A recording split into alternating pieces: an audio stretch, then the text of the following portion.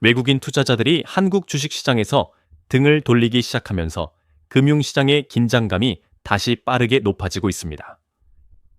시장이 흔들릴 때 가장 먼저 확인하는 지표가 누가 팔고 있느냐인데 이번에는 그 주체가 명확합니다. 외국인입니다. 한국은행 집계에 따르면 11월 한 달 동안 외국인 투자자들은 국내 주식을 대규모로 순매도하며 7개월 만에 최대 규모의 자금 유출을 기록했습니다. 규모로 보면 약 12.13조 원대에 이르는 엑소더스가 현실화됐다는 표현이 과장이 아닙니다. 숫자만 큰 것이 아니라 그 숫자가 말하는 심리 변화가 더 부담스럽습니다. 외국인의 자금은 단순히 수익률만 보고 들어왔다 나가는 돈이 아니라 한국 시장의 리스크 프리미엄을 어떻게 평가하는지 보여주는 온도계이기 때문입니다. 즉, 한국 주식이 매력적이지 않다는 판단이 확산될 때 가격 조정은 물론이고 환율과 금리, 기업 자금 조달 여건까지 연쇄적으로 영향을 받습니다. 이번 흐름의 출발점은 단순한 단기 차익 실현이지만 그 배경에는 시장의 피로감이 누적되어 있었습니다.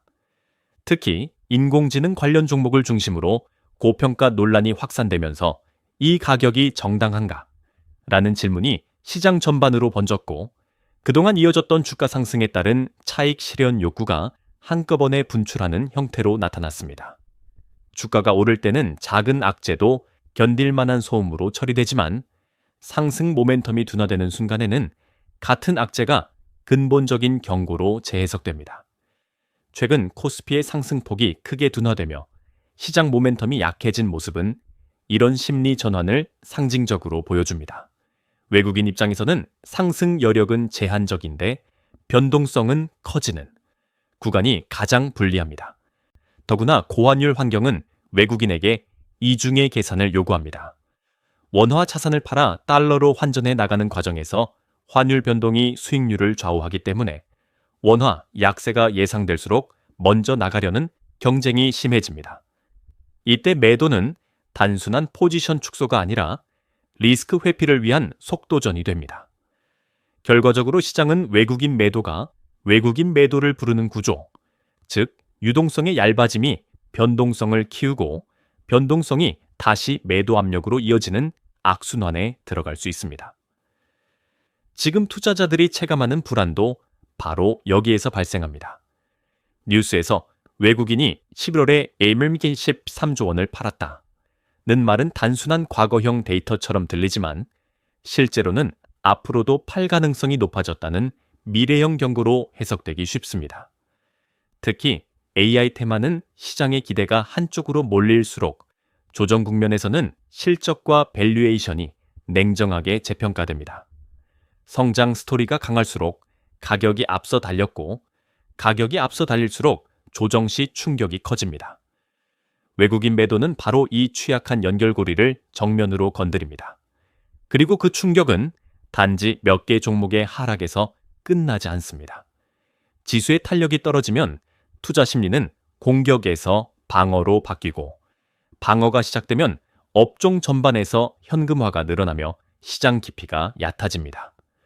결국 한국 증시는 지금 주가 상승의 논리가 아니라 리스크 관리의 논리로 평가받는 구간에 들어섰다고 볼 수 있습니다. 중요한 것은 이 움직임이 국내 증시만의 문제가 아니라 외환 시장과도 직결된다는 점입니다.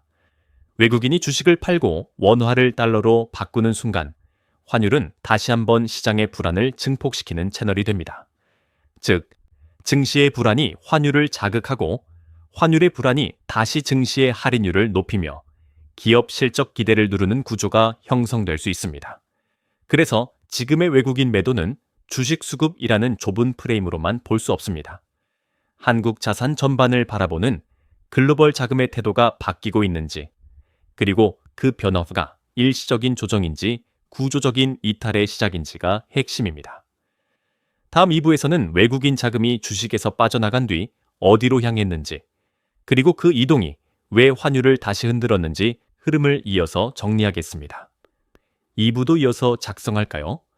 외국인 수급이 한국 증시를 떠나는 순간 시장의 질문은 곧바로 바뀝니다. 그 돈은 어디로 갔는가? 입니다. 단순히 한국을 완전히 떠난 것인지, 아니면 한국 안에서 더 안전하다고 판단한 자산으로 갈아탄 것인지에 따라 의미가 달라지기 때문입니다. 이번 흐름에서 눈에 띄는 대목은 외국인 자금이 주식에서 빠져나가는 동시에 채권 시장으로는 대규모 유입이 발생했다는 점입니다. 즉, 탈한국만이 아니라 자산 재배치의 성격이 강하게 나타났습니다. 금리 수준이 높아진 환경에서 외국인들은 변동성이 큰 주식 대신 상대적으로 안정적인 수익을 기대할 수 있는 채권으로 시선을 옮겼고, 그 결과 월간 기준으로 역대 최대 규모의 순유입이 기록됐다는 설명이 나옵니다. 이 대목은 매우 중요합니다. 시장을 흔드는 것은 돈의 절대량이 아니라 돈이 이동하는 방향이기 때문입니다. 주식에서 채권으로 이동하는 전형적인 위험 회피 흐름이 확인됐다는 것은 외국인이 현재 한국 시장을 공격적으로 수익을 내는 장소가 아니라 방어적으로 운용해야 하는 장소로 보기 시작했다는 신호로 해석될 수 있습니다. 채권 유입 자체만 놓고 보면 긍정적으로 들릴 수 있습니다. 외국인이 한국 자산을 여전히 보유하려는 의지가 있다는 의미이기 때문입니다. 그러나 동시에 그 선택이 성장 프리미엄을 좇는 주식이 아니라 이자 수익을 확보하는 채권이라는 점에서 시장의 처는 낮아집니다. 이는 주가의 상단을 제한하는 요인으로 작동할 수 있고 기업의 자본시장 환경에도 영향을 줍니다. 특히 대형 성장주의 밸류에이션은 미래 현금 흐름을 현재 가치로 할인하는 구조인데, 위험 회피 국면에서는 할인율이 올라가고 기대는 보수적으로 변합니다. 그 결과 주식시장은 회복 탄력이 떨어지고 반등이 나와도 짧고 얕은 형태가 되기 쉽습니다. 더 나아가 이번 자금 이동은 외환시장으로 충격을 전달했습니다. 외국인의 주식 매도와 국내 투자자의 해외 투자 확대가 겹치면서 원달러 환율이 다시 급등했고, 원화 가치는 주요 아시아 통화 가운데서도 큰 폭으로 하락하는 흐름이 두드러졌습니다. 여기서 포인트는 글로벌 달러 약세 국면에서도 원화가 독자적으로 약세를 보였다는 점입니다. 일반적으로 달러가 약해지는 구간에서는 신흥국 통화나 위험자산 통화가 숨통을 트는 경우가 많습니다. 그런데 원화가 그 흐름과 다르게 움직였다는 것은 달러 요인만으로 설명하기 어려운 한국 고유의 수급 심리 요인이 작동했다는 뜻입니다. 다시 말해, 단순한 달러 강세가 아니라 원화 약세 자체의 내러티브가 강화된 것입니다. 이때 환율은 경제 변수이면서 동시에 심리 변수입니다. 원달러 환율이 급등하면 외국인 입장에서는 원화 자산을 들고 있을 때 환차손 위험이 커집니다. 그러면 같은 주식을 보유해도 환율이 더 오르면 실제 달러 기준 수익률이 훼손될 수 있다는 계산이 즉각 들어갑니다. 따라서 환율 상승은 외국인에게 추가 매도의 명분이 되기도 하고, 국내 투자자에게는 해외 자산으로의 분산을 서두르게 만드는 촉매가 되기도 합니다. 이런 구조가 겹치면 환율 상승은 더 빠르게 진행되고, 환율이 오를수록 다시 자금 유출 압력이 커지는 자기 강화 메커니즘이 만들어집니다. 결국 이번 국면에서 핵심은 주식 매도, 환전 수요 증가, 환율 상승, 위험 회피, 심리 강화, 추가 매도로 이어지는 연결고리가 형성될 수 있다는 점입니다. 채권으로의 자금 유입이 동시에 존재하더라도 주식시장에 미치는 충격은 생각보다 클 수 있습니다. 왜냐하면 주식시장은 기대와 심리에 더 민감하고 거래 구조상 가격이 빠르게 움직이며 외국인 비중이 높은 대형주에서 수급 충격이 지수 전체로 전염되기 쉽기 때문입니다. 또한 원화 약세는 기업 실적에도 양면적 영향을 줍니다. 수출 기업에는 단기적으로 환차익 요인이 될 수 있지만 동시에 원자재 에너지 등 달러 결제 비중이 높은 비용 부담을 키우고 국내 물가 압력을 높이며 통화 정책의 선택지를 좁힙니다. 환율이 불안하면 금리 인하 기대가 약해질 수 있고, 금리 인하가 지연되면 주식의 밸류에이션 부담은 다시 커집니다. 즉, 환율은 주식과 채권 사이의 선택만 바꾸는 것이 아니라 거시정책 환경을 통해 시장의 가격 결정 방식 자체를 바꿀 수 있습니다. 그래서 지금 필요한 해석은 단순합니다. 외국인이 한국을 떠나는지 남는지의 이분법이 아니라 외국인이 한국에서 어떤 위험을 보고 어떤 보상을 요구하는지가 핵심입니다. 주식에서 채권으로 이동했다는 사실은 한국을 완전히 포기했다는 신호라기보다는 위험을 낮춘 방식으로만 한국을 담겠다는 신호일 수 있습니다. 문제는 그 과정에서 환율이 불안정해지면 그마저도 유지하기 어려워질 수 있다는 점입니다. 다음 3부에서는 이런 변동성이 얼마나 이어질 수 있는지, 그리고 시장이 다시 안정되기 위해 무엇이 필요하며 투자자들이 어떤 지표를 우선순위로 봐야 하는지, 즉 관전 포인트를 중심으로 정리하겠습니다. 3부도 이어서 작성할까요? 지금 시장을 지배하는 키워드는 한마디로 변동성입니다. 외국인 수급이 주식에서 이탈하고 채권으로 이동하는 과정 자체가 위험 회피 신호인데, 여기에 환율 급등이 겹치면서 불안이 증폭되고 있습니다. 이런 국면에서 투자자들이 가장 궁금해하는 것은 단순합니다. 이 흐름이 멈출 수 있나? 멈춘다면 무엇이 계기가 되나? 그리고 언제쯤인가입니다. 결론부터 말하면 외국인 자금의 주식 이탈이 이어질 경우 증시 변동성과 환율 부담은 당분간 지속될 가능성이 높습니다. 다만 지속의 기간은 예측이 아니라 조건의 문제입니다. 즉, 어떤 변수들이 안정되면 흐름이 바뀌고 어떤 변수가 흔들리면 더 길어집니다. 핵심 조건은 크게 두 축으로 정리할 수 있습니다. 첫째는 글로벌 금리 흐름, 둘째는 인공지능 관련 투자 기대의 재점화 여부입니다. 먼저 글로벌 금리입니다. 외국인 자금은 결국 전 세계 자산을 비교하는 상대평가로 움직입니다. 미국을 중심으로 한 글로벌 금리가 높은 수준에서 오래 유지되면 위험 자산의 매력은 상대적으로 낮아집니다. 특히 성장주 중심으로 기대가 형성된 시장에서는 금리의 영향이 더 큽니다. 금리는 단순히 자금 조달 비용이 아니라 미래 기대를 현재 가치로 환산하는 할인율이기 때문입니다. 할인율이 높으면 같은 이익 전망도 주가로 반영되는 폭이 줄어듭니다. 따라서 외국인 입장에서는 금리가 불확실한데 굳이 변동성이 큰 한국 주식에 오래 머물 이유가 없다는 판단이 자연스럽게 강화됩니다. 반대로 금리의 방향성이 안정되거나 시장이 이제는 금리가 더 오르기 어렵다는 확신을 갖기 시작하면 상황은 달라질 수 있습니다. 금리 불확실성이 줄어드는 순간 외국인의 위험 자산 선호가 되살아날 수 있고, 그때 한국 주식도 리스크 조정 후 수익률 관점에서 다시 검토 대상이 됩니다. 하지만 여기에는 조건이 있습니다. 환율입니다. 원화가 독자적으로 약세를 보이는 구간에서는 외국인에게 환위험이 추가로 얹힙니다. 주가가 반등해도 원화가 더 약해지면 달러 기준 성과가 상쇄될 수 있기 때문입니다.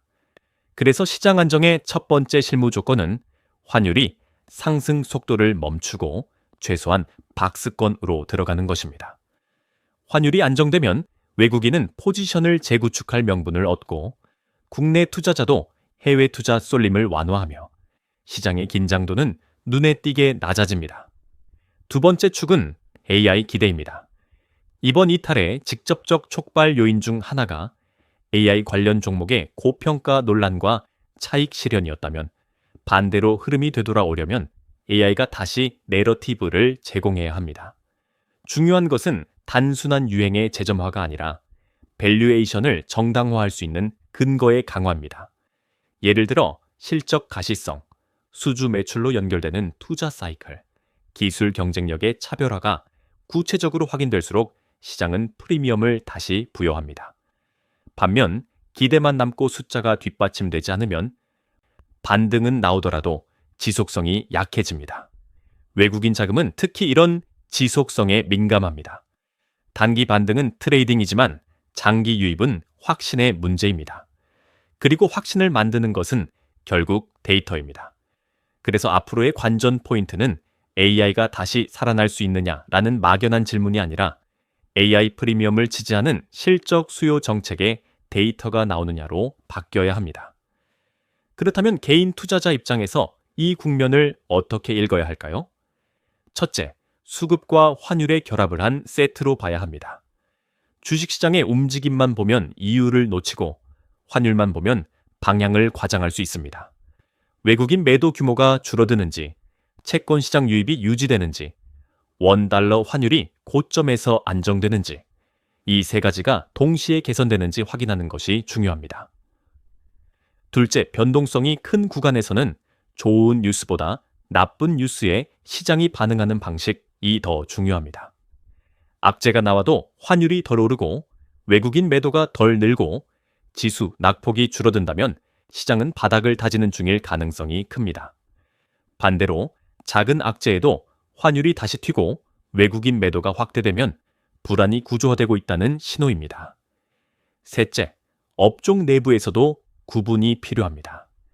위험회피 국면에서는 성장주의 변동성이 커지지만 동시에 배당 현금 흐름 엣지 방어적 실적을 가진 종목의 상대 강세가 나타날 수 있습니다. 외국인 자금이 주식에서 채권으로 이동한다는 것은 확실한 현금 흐름에 대한 선호가 높아졌다는 의미이기도 합니다.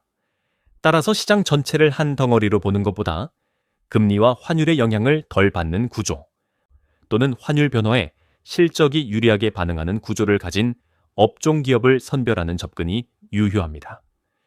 마지막으로 이 국면의 본질은 한국이 나쁘다가 아니라 불확실성이 커졌다입니다. 불확실성은 시간이 해결하지만 조건이 해결해야 시간이 단축됩니다. 글로벌 금리의 방향성, AI 기대를 뒷받침하는 데이터, 그리고 무엇보다 원화 약세의 독자성이 진정되는지 여부가 흐름을 결정할 것입니다. 시장이 다시 숨을 쉬기 시작하는 첫 신호는 대개 화려한 상승이 아니라 환율의 진정과 수급의 안정이라는 매우 조용한 변화에서 나옵니다. 지금 같은 국면에서 투자자에게 가장 위험한 것은 정보 부족이 아니라 프레임 오류입니다. 외국인 매도, 채권 유입, 환율 급등이라는 사건을 각각 따로 보면 매 순간 결론이 바뀌지만 이 세 가지를 하나의 흐름으로 연결하면 대응 원칙이 비교적 명확해집니다. 이번 장에서는 시장을 예측하려는 시도보다 변동성 국면에서 손실을 줄이고 기회를 포착하기 위한 실전 기준을 정리하겠습니다. 핵심은 두 가지입니다. 첫째, 외국인 수급이 다시 돌아오는 신호를 어떻게 구분할 것인가. 둘째, 환율이 증시를 압박하는 구조가 언제 완화되는가.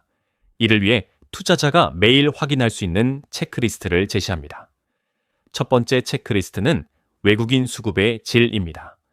단순히 하루 이틀 순매수가 나왔다고 해서 추세 전환으로 단정하면 위험합니다. 중요한 것은 매수의 지속성과 구성입니다. 외국인 매수가 특정 대형주에만 집중되는지, 업종 전반으로 확산되는지, 그리고 파생상품 포지션과 현물 수급이 같은 방향인지가 핵심입니다. 현물에서는 소폭 매수인데 선물에서 매도 우위가 유지된다면 이는 해지 성격이 강해 반등이 오래가기 어렵습니다. 반대로 현물과 선물이 함께 개선되고 특히 환율이 안정되는 가운데 나타나는 순매수는 추세 전환의 신뢰도가 높습니다. 두 번째 체크리스트는 환율의 레벨이 아니라 속도입니다. 투자자들은 보통 원달러 환율이 134TRX원인지 124시의 컨디션인지 같은 숫자에 집착하지만 시장에 미치는 영향은 상승 속도가 더 큽니다. 환율이 높은 수준에 있어도 속도가 느려지면 기업과 투자자 모두 적응이 가능해집니다. 그러나 속도가 빨라지면 심리적 공포가 커지고 외국인은 환위험을 피하기 위해 더 빠르게 포지션을 줄입니다. 따라서 환율이 고점 부근에서 횡보로 전환되는지, 급등 이후 변동폭이 줄어드는지, 단기 이동평균이 꺾이는지 같은 진정 신호를 우선 확인해야 합니다. 세 번째 체크리스트는 채권 유입의 성격입니다. 외국인의 채권 매수는 안정으로 보일 수 있지만 동시에 위험 자산 회피의 결과일 수도 있습니다. 그래서 채권 유입이 늘어나는 상황에서 환율이 함께 안정되는지 또는 채권을 사면서도 환전 수요가 커져 환율이 계속 오르는지 구분해야 합니다. 만약 채권 유입이 이어지는데도 환율이 상승한다면 이는 주식 매도와 해외 투자 확대가 더 강하게 작동하는 국면일 수 있으며 환율 불안이 장기화될 가능성이 있습니다. 반대로 채권 유입과 함께 환율이 안정된다면 시장은 한국 자산 내 재배치로 균형을 찾고 있다고 해석할 수 있습니다. 네 번째 체크리스트는 AI 기대의 검증입니다. 이번 조정의 뿌리에 AI 고평가 논란이 있었다면 반등의 동력은 결국 기대의 실체화입니다. 여기서 투자자들이 자주 놓치는 것은 AI 기대가 살아나는 시점이 곧바로 전 종목의 동반 상승으로 이어지지 않는다는 점입니다. 시장은 먼저 실적과 수주로 설명 가능한 기업에 프리미엄을 주고 그 다음에 주변부로 확산됩니다. 따라서 AI 테마를 본다면 뉴스 헤드라인보다 분기 실적의 질, 수주 장호의 증가, 마진 구조, KPX 사이클과 같은 숫자 중심의 신호를 우선순위로 둬야 합니다. 기대만으로 오른 종목은 기대가 꺾일 때 더 크게 흔들립니다. 지금 같은 변동성 국면에서는 내러티브보다 현금 흐름이 우위를 갖는 경우가 많습니다. 이제 대응 전략을 시나리오로 정리해 보겠습니다. 시나리오 A는 환율, 진정 플러 외국인 매도 둔화입니다. 이 경우 시장은 바닥을 다지는 과정에 들어갈 가능성이 크고 방어적 업종에서 선제적으로 강세가 나타난 뒤 대형 성장주로 확산될 수 있습니다. 이때 전략은 분할 접근이 유효합니다. 한 번의 방향을 맞추기보다 환율이 안정되는 구간에서 우량주 비중을 점진적으로 늘리고 변동성이 확대될 때마다 매수 단가를 분산시키는 방식입니다. 시나리오 B는 환율 재급등 플러스 외국인 매도 재확대입니다. 이 경우 지수 하방 압력이 커지고 반등이 나와도 매물이 빠르게 출회될 가능성이 큽니다. 이때 전략은 현금 비중과 리스크 관리가 우선입니다. 손절을 무조건 확대하기보다 포트폴리오의 변동성이 큰 종목 비중을 낮추고 환율에 취약한 업종을 정리하며 방어적 자산 또는 단기 채권형 상품으로 대기하는 접근이 합리적일 수 있습니다. 시나리오 C는 주식은 불안하지만 채권 유입 지속입니다. 즉, 한국을 떠나진 않지만 주식의 리스크를 부담하지 않으려는 흐름이 이어지는 경우입니다. 이때 증시는 박스권에서 등락을 반복할 가능성이 높고 종목 장세가 강해집니다. 전략은 지수 베팅보다 실적과 배당, 안정적 현금 흐름을 가진 기업 중심의 선별이 중요합니다. 마지막으로 투자자가 꼭 기억해야 할 원칙은 하나입니다. 이 국면은 기회가 없는 시간이 아니라 조건을 확인한 뒤 들어가야 하는 시간입니다. 외국인 자금이 움직이는 이유는 언제나 명확합니다. 수익 대비 위험의 균형이 깨졌기 때문입니다. 그 균형이 회복되는 신호는 화려한 급등이 아니라 환율의 속도 둔화, 외국인 매도의 지속적 감소, 그리고 AI 기대를 뒷받침하는 데이터의 누적이라는 조용한 변화에서 나타납니다. 투자자는 그 조용한 변화를 수치로 확인할 수 있을 때 비로소 공격할 수 있습니다. 지금은 감정이 아니라 체크리스트로 시장을 관리해야 하는 구간입니다.